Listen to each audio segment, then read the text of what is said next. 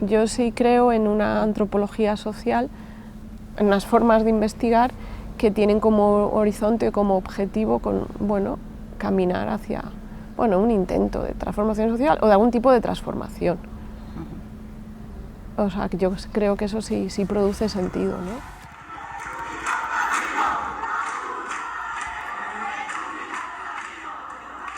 Yo siempre digo que hay como dos cosas que tiene para mí la etnografía colaborativa, dos dimensiones cruciales, básicas. Y una es la cuestión de lo común, el construir en común y hacer en común, y la otra es la cuestión artesanal. O sea, es una práctica muy artesanal, no es mecánica. O sea, la etnografía colaborativa significa un cambio de paradigma en la forma de investigar, en el sentido que no es tanto hacer una planificación a priori de lo que vamos a hacer, como en un formato de hoja de ruta cerrada, sino en el fondo lo que nosotras reivindicamos es que la etnografía colaborativa tiene que ponerse a disposición de las necesidades del grupo, de la realidad del grupo, de las demandas del grupo. O sea, de alguna manera, esta idea que dice Santucho, que la situación es soberana, es decir, la propia situación tiene que decir, o de alguna manera decir, entre comillas, determinar qué se hace y cómo se hace. Entonces te cuento esto porque cuando empezamos a hacer los grupos de debate, que los grupos de debate fue básicamente abrir un proceso de escucha. Estuvimos mucho tiempo en esos grupos de debate, hablando con la gente qué necesidades había, qué malestares. Surgieron dos ideas muy importantes, que tenía que ver con lo que reivindicaban la cuestión de la comunicación y la cuestión de la participación. O sea, la gente reivindicaba que tenía que haber otra forma de comunicarse con la sociedad. En los grupos de debate se verbalizó, para mí se verbalizó una cosa que me pareció súper bonita. Primero, que la gente decía que tenía ganas de pasarlo bien. Eso es una cuestión que no es menor en el mundo que vivimos, con las vidas que tienen, situaciones súper precarias, condiciones vitales de máxima precariedad. Entonces, ellos decían, tenemos que inventar otra forma de hacer, que además lo pasemos bien. Pero además en esa otra forma de hacer es muy importante la cuestión de esos dos ejes que se insistía mucho, que uno es comunicar y otro es participar. Comunicar entendiendo como que las personas se convertían en productores de sus propios mensajes. O sea, el transmedia no surge porque alguien de la universidad dice vamos a ser guay y vamos a hacer un proyecto transmedia. Es que a partir de un proceso de escucha con la gente, dos ejes salieron de una forma como de mucha presencia. Primero el tema del comunicar y por otro el tema del participar, ¿no? Y todo eso es lo que de alguna manera justifica la propia idea del transmedia y después el proyecto de la radionovela. Nos damos cuenta que hay un imaginario muy equivocado de lo que es Top Desahucios. Hay una representación muy denostada, muy negativa, cuando cualquier persona podría estar afectada por la problemática de la vivienda.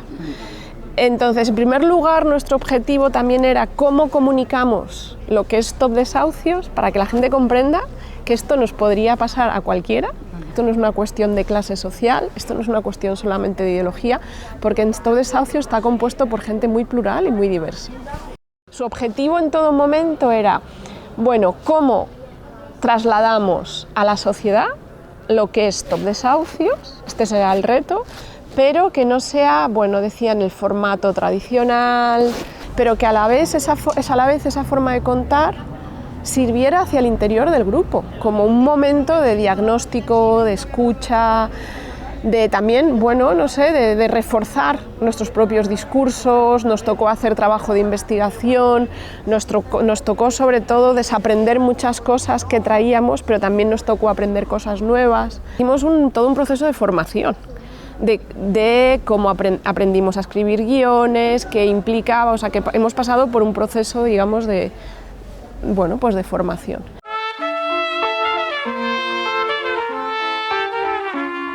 Una calle corriente, un bloque corriente, donde vive gente corriente. Oiga, que el ascensor no funciona. Pero lo que les pasa no es corriente. El tema es que la radionovela, en primer lugar, sirvió para que un grupo de gente, éramos 12 personas, nos juntásemos para escribir las historias que queríamos. Claro, esto de escribir las historias que uno quiere, dices, bueno, pero ¿qué peso tiene? Bueno, tiene mucho peso hacia el interno del grupo, porque al final lo que hicimos fue desplegar como unos procesos de autodiagnóstico que estaban como totalmente vertebrados por dinámicas de memoria, pero también de creatividad y de imaginación, es decir, nos pusimos a ficcionar, nos pusimos a inventar historias. O sea, la radionovela nos sirvió, igual estoy dando como vueltas un poco complejas para llegar a lo que me has preguntado, pero es verdad que la radionovela no fue tanto un mecanismo para plasmar unos resultados de un trabajo de campo tradicional, que esto sería una manera de que podríamos usar, ¿no? Es decir, haces unas entrevistas y a partir de lo que emerge lo trasladas a un material. Aquí, o sea, la propia ficción fue, digamos, como el campo, ¿vale? Y esa ficción se construye a partir de las experiencias de la gente vividas, pero a la vez de unos ejercicios de imaginar otras historias. Eso sirve para poner en común. Eso sirve para conversar, eso sirve para socializar. O sea, es un grupo que durante 3 años ha estado, bueno, pensando, conversando. Nosotros quedábamos 2 veces por semana, que si las meriendas, que si los bizcochos, bueno, que ha sido como una cosa muy intensa a nivel emocional y afectivo. Y es verdad que Stop Desahucios es un grupo que en sí mismo siempre pone el cuerpo en sus luchas. El cuerpo está siempre, porque en sus acciones que tienen los jueves ponen sus cuerpos delante de los bancos para protestar, para reivindicar. O sea, el cuerpo como un dispositivo que se despliega como un espacio de actuación es crucial. Bueno, en la radionovela también lo fue, porque nos tocó actuar. Nos tocó ponernos a performar, a escribir guiones, pero es que luego en las grabaciones actuábamos. Entonces, para mí también aquí hay una cuestión en toda esta experiencia que tiene mucho que ver con poner el cuerpo. Nosotras al principio contactamos con Radio Almaina, que pertenece a una de las radios libres, a la red del Estado español de radios libres, y hicimos una primera grabación de uno de los capítulos en el estudio, con los micros, todo, ¿no? Ahí. El problema es que salió fatal. Bueno, no nos gustó, porque era muy encapsulado, pues la gente estaba nerviosa, piensa que nadie tenía experiencia en esto, porque nos tocó estar sentadas en una mesa, porque sentíamos que nos imponía mucho nerviosismo, la gente estaba como súper tensa. Entonces lo que hicimos fue decir, bueno, vamos a grabar en el local donde nos reunimos, en las sesiones que trabajamos, pero además vamos a grabar moviéndonos, no sentados en una mesa.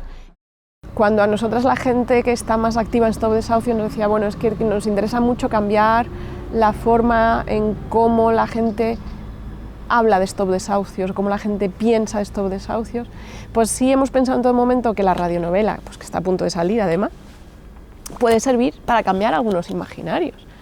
Pero igual no, eso tampoco, ya te digo que no lo sabemos. Sí, desde luego que nos ha servido como transformación, como una experiencia totalmente transformadora hacia ese grupo de personas que hemos estado trabajando en la radionovela. Esto no me cabe la menor duda. Sabemos, eso seguro. Ahora, bueno, ¿cuál será el recorrido de esa radionovela? Pues tampoco lo puedo anticipar. Ay, pero no responde. A veces tan solo es que se ha quedado mal cerrado. Es que ahora ya no saben cuidar nada. Anda, venga, que vamos a subir.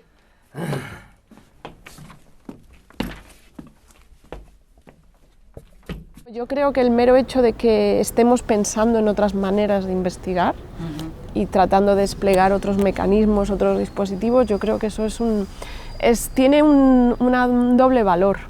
Primero, porque produce productos hacia la sociedad, que es una radionovela, pero también está produciendo un debate hacia el interior de la academia, que para mí es un lugar que yo habito. Yo soy una persona que estoy en la academia, escribo en revistas académicas y estoy escribiendo artículos académicos sobre esta experiencia. Con lo cual, me parece que eso también es una cuestión que no es menor. Hay mucha gente que dice, bueno, y yo a veces lo he reivindicado, bueno, pues nos toca hacer dobles productos, ¿no?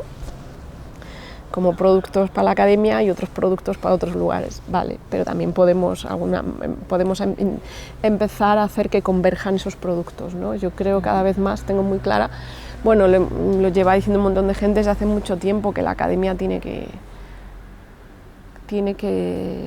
conversar, dialogar, hacer con la sociedad. Es cierto que para mí una de las cuestiones como especialmente bonitas de este proceso de la radionovela, pues ha sido también el embarcarme en un proceso que implicaba hacer frente a muchas vulnerabilidades, ¿no? Y eso me parece maravilloso, ¿no? Pues es que no tengo ni idea, pero además sentirte cómoda con esa posibilidad de reconocer el no saber. Sí. Y para mí eso es una conquista que creo que la universidad tiene que continuar haciendo, ¿no? No solo transmitir los saberes, pero también a enseñar a gestionar o a hacer frente al no saber, no pasa nada, ¿no? Claro. Y esto para mí es algo que me viene mucho pues, del trabajo que vengo haciendo desde, pues todas las propuestas de las metodologías posabisales que nos plantea las epistemologías del sur, o todas las propuestas de coloniales, es decir, dejar de pensar el método como una forma cerrada, ¿no? Luego hay una cosa que para mí siempre, por ejemplo, es muy interesante, que también tiene que ver con el producto. Muchas veces yo creo que las personas que no sabemos de ciertas técnicas o de ciertas herramientas nos hemos embarcado en cosas y como que nos daba un poco igual la calidad del producto. Y yo sí, hablando con gente que sí vive en el mundo más audiovisual, sí que me han enseñado que, claro, la calidad del producto es muy importante. Y la calidad del producto es muy importante también por la gente. Pero claro, ahí nosotros tenemos para mí una tensión no resuelta, porque es que no sabemos hacer de todo y no siempre tenemos los recursos para contar con los profesionales. Es un piso que está en el bloque de donde trabajo. Lleva tiempo vacío y el otro día entré. No rompí nada. A ver, vamos a ir por pasos. Manuel, ¿puedes traer un vaso de agua para la compañera? Pero no he entendido bien. ¿De quién ha dicho que es la casa? No sé si sabes que desde estos desahucios no apoyamos ocupaciones de casas particulares. En nuestro caso es verdad que hay un momento, yo entiendo, en el caso de la radionovela, el proceso era muy importante, pero el producto también. Yo venía de pensar siempre que lo importante es el proceso, no el producto. Pero a partir de la radionovela he aprendido a interiorizar que el producto también es muy importante, porque la gente lo que quiere ver es el producto. El proceso es importante para quien estamos pensando los métodos. La gente quiere ver el producto final. Ficción y no ficción es un tema pendiente, porque me parece crucial, porque además es quien establece la línea divisoria. O sea, ¿cuál es el debate? ¿Ficción? ¿Realidad? Es que la ficción también es realidad. Porque en nuestro caso, aunque los guiones son ficcionados, yo siempre digo que la historia no es ninguno de nosotros, pero podríamos ser cualquiera de nosotros. Es decir, para construir la historia nos hemos basado en experiencias vividas. Y nos hemos escuchado, hemos debatido, hemos consensuado qué experiencias tiene cada quien, entonces para mí todo eso es lo que ha construido la ficción, pero es que esa ficción se basa en experiencias vividas. Y la gente es verdad que no, yo lo entiendo, no tenía ganas de hablar de su caso particular, porque decían, no querían revivir o revisitar ese dolor con nombre propios, pero les apetecía un montón ficcionar y poner sus experiencias de alguna manera en uso en ese proceso de ficcionar. Entonces, para mí por eso digo que ahí la línea es muy sutil. La radionovela despliega para mí un mundo que es muy distinto al visual, que es el mundo sonoro, que nos coloca en otra tensión y en otra vulnerabilidad, porque estamos como muy acostumbradas a movernos en el plano de lo visual. pero no conocemos movernos solo en el mundo de lo sonoro. Entonces ahí teníamos un reto.